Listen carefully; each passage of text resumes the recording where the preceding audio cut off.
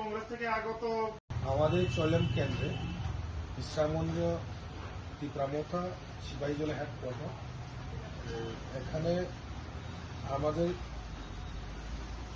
বাঙালি ভাই বোনরা উপাগ্রা আদর্শ এবং নীতি এবং পরামর্শ আগামী দিনে যে ভবিষ্যৎ এটা দেখে আজকে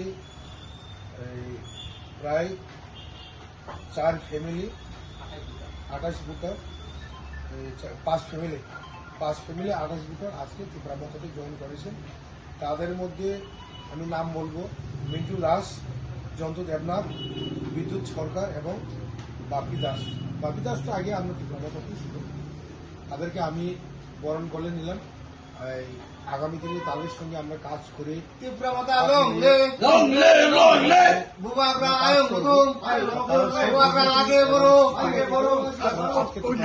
করেছেন তাদেরকে আমি অসংখ্য ধন্যবাদ এবং তাদের হাত ধরে আগামী দিনে চলবে ভবিষ্যৎ এবং আমরা একসঙ্গে কাজ করব এবং উন্নয়ন এবং পিচ অ্যান্ড হারমোনি সেই ক্ষেত্রে নিয়ে আমরা কাজ করব এই বলে আমার শেষ বেলাইনে হামলা।